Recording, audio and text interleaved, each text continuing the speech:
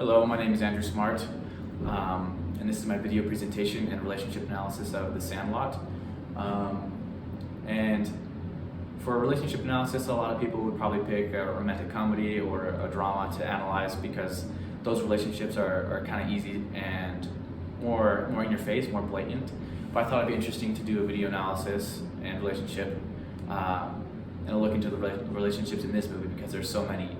As you can see, I drew a relationship web map up on the board. I'll get into that in a minute, but The Sandlot is a movie filmed in the mid-90s, set in the San Fernando Valley, California, but it was filmed in Utah. That was just a cool thing that was filmed around here.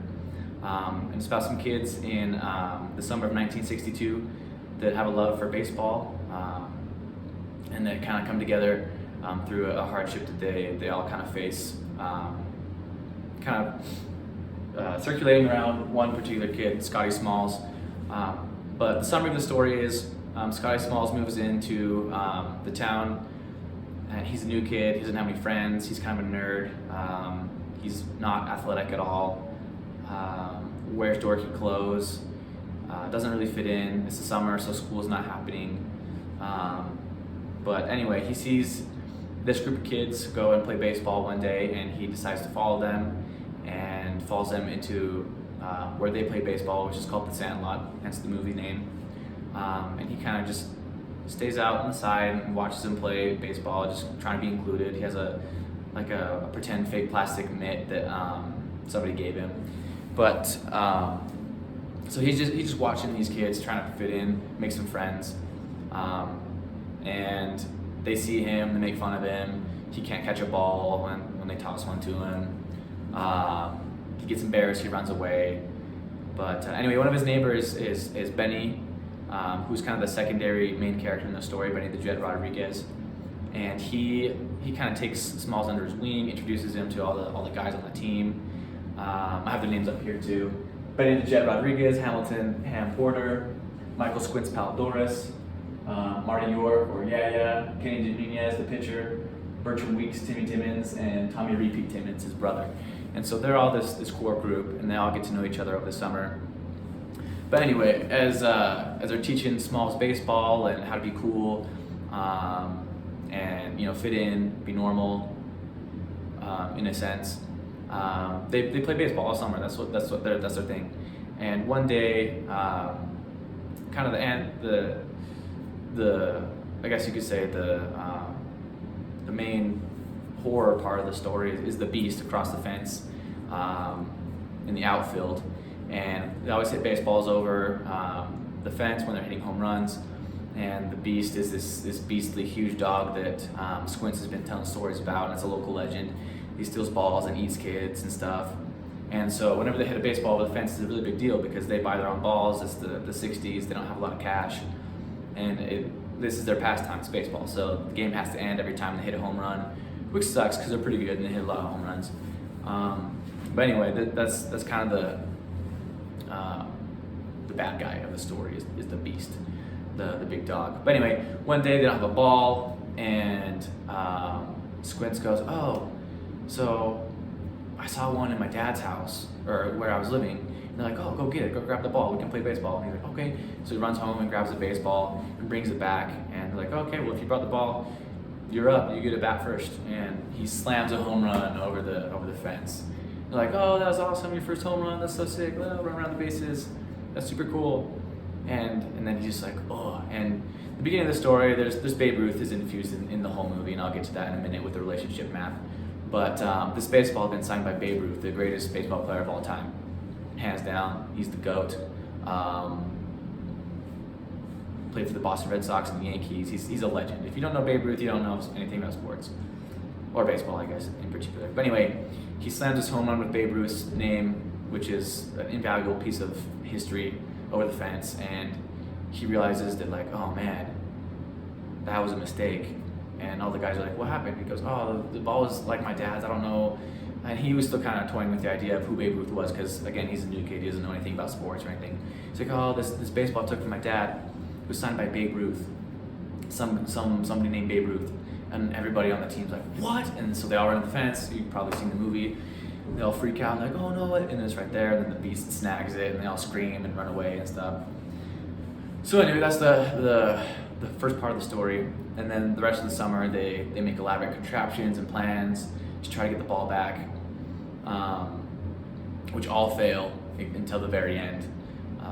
Vacuums and human trapeze artists and stuff, and the beast always foils their plans and destroys their gadgets. And it's a great movie. It's funny. It's nostalgic for summer, boys of summer. But anyway, what ends up happening is Benny the Jet Rodriguez, the secondary figure, gets a dream one night of Babe Ruth coming into his room, and he's like, hey, look, you just gotta pickle the beast. Just run over there and grab it. You're fast. You know what to do. He's like, okay. So that's what ends up happening in the end. Benny jumps over the fence, pickles the beast, gets the ball, runs all through town, destroys a bunch of crap, a bunch of stuff, and then he runs back to the Sandlot, the disgusting gooey ball, jumps back into the backyard. The beast is chasing him the whole time.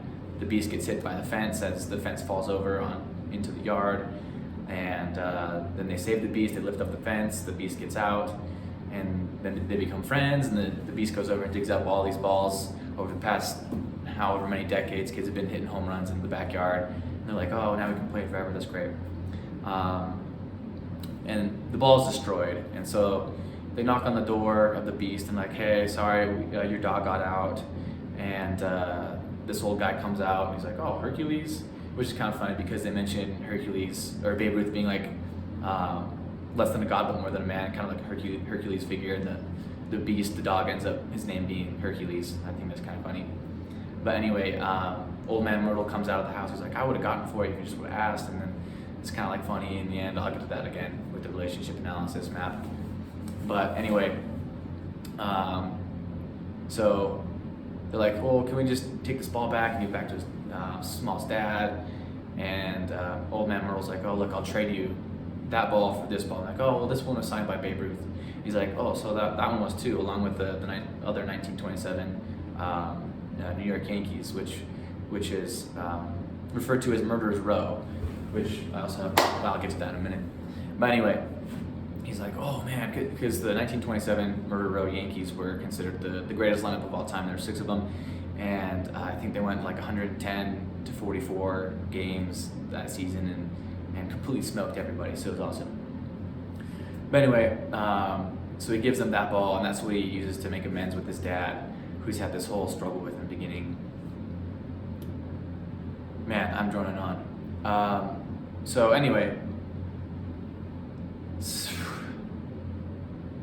the relationships in this movie, it ends up being okay in the end, and he makes amends with everybody. But the relationships that I wanted to focus on are up on here. So if Smalls, he's the main character, Benny the Jet Rodriguez, Babe Ruth sort of, Old Man Myrtle, parents, and then the friends, and then I just threw Wendy Peppercorn and Phillips because those are funny. But anyway, Smalls, he's taken in by Benny, and then they have this relationship with Mr. Myrtle and the Beast with the ball. They come back and talk baseball every week with them. But Smalls with his parents, his dad is his stepdad, and he never really calls him dad. He toys with it a little bit. Dad, Bill, you know, it's kind of like the cliche, oh, I'm not going to call my stepdad Dad, I'm just going to call him his real name, Bill. So anyway, he always toys with this relationship. It's kind of weird. Bill is trying to teach him how to throw a baseball because he's trying to fit in, trying to, you know, be the new father figure, role model. And I mean, it's the famous scene, he throws a baseball and Smalls catches it and hits his eye, black eye and stuff. But anyway, so this is a weird relationship. He goes out of town, and this is when all this happens with the Beast and stuff. And then, along with all the new kids, the friends, the gang, that's another relationship that he has to kind of work his way into. And then with Babe Ruth, he doesn't know who Babe Ruth is because he's afraid to ask. He's kind of a blue dot, like we talked about in class. Just kind of sits back and listens and like doesn't say anything until like it's very pertinent. Oh, the ball is signed by Babe Ruth, and everybody freaks out, kind of thing. So, so there's a lot of different relationships. Benny has this relationship with Babe Ruth because he's his idol. Benny cares about nothing but baseball, and Babe Ruth is nothing but baseball. So there's that big relationship there. And then I put these 2 circles up here, which represent the 2 balls, the original ball signed by Babe Ruth, and then the second one, the Murderer's Row baseball. and how they kind of play in this whole relationship web. And then these two are just funny because Phillips is the bully, and you've probably seen the segment of the Sandlot where Ham is chewing out Phillips and Phillips is chewing out Ham, and they're saying a bunch of ridiculous kid insults, and it's hilarious. It's iconic. And Wendy Peppercorn, Squints pretends to drown in the pool and then kisses the lifeguard, and he's this local legend as well. But anyway, as far as the relationship analysis that I wanted to kind of focus on, and what I would recommend these characters to do to make the relationships better with this big complicated web, are the following: communication with honesty and trust, forgiveness, and focusing on the love languages, which you kind of see in the movie, and then Smalls being a blue dot and them understanding that as well. So as far as communication goes, this whole thing could have been completely done with if Smalls just would have communicated to the guys, oh, this ball is signed by somebody I'm not sure is Babe Ruth, and so then that wouldn't have happened in the first place.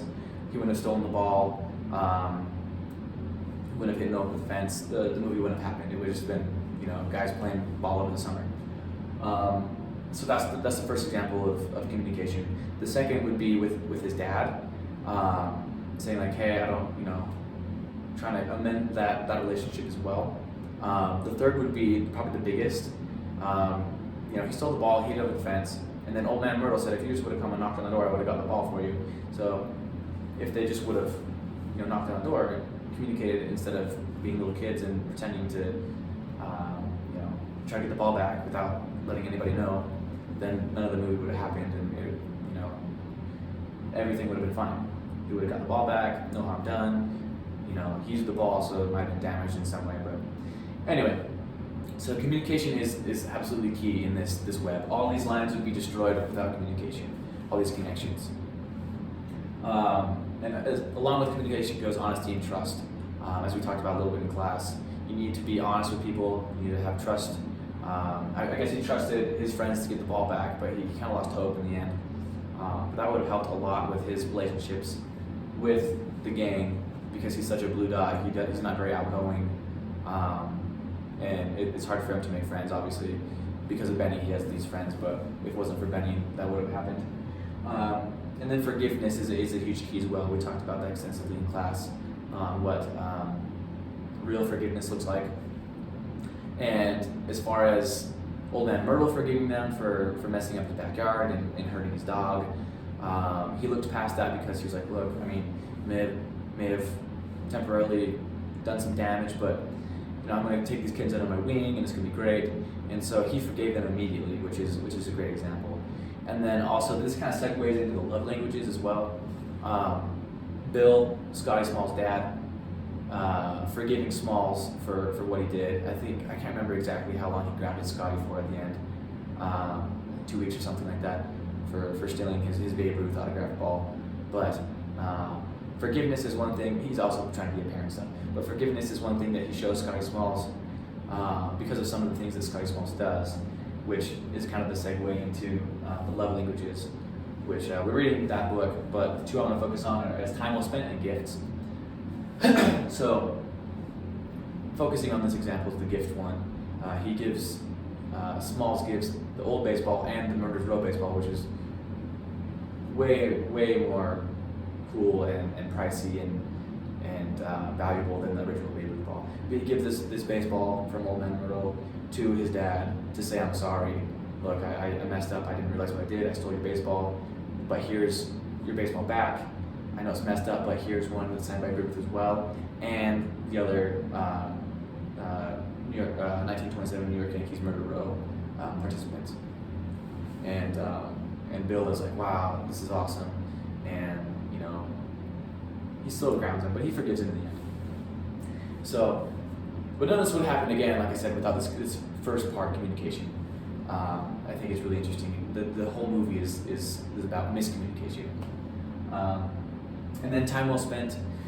The relationship that Scotty Smalls has with Benny, the relationship he has with Old Man Myrtle in the end, the relationship he has with his mom and partially his dad, which he's working on, and all the guys is time spent. That's his main love language. He wants to fit in, he wants to feel part of the team, and that's how they build this relationship, is they spend time with him over the summer. His mom really pushes Bill to spend time with Scott in the backyard, throwing the baseball around. That's how he builds these relationships in the whole movie. And I think that it would be very advantageous if he were to have known about the other love languages. You know, I know he's a new kid and stuff, but if he would have been receiving these other love languages, he would have been able to build these relationships in a stronger way, and maybe he would have been able to communicate better. He would have been able to been forgiven faster. He would have been put in these difficult situations. So anyway, I think this is a really great movie. It's a kids movie. It's really simple, but at the same time, I think there's a lot of complex relationships that maybe weren't intentionally written into the movie, but then happen within the movie, which you see here. And yeah, that's my presentation for the Sandlot for health and human relations.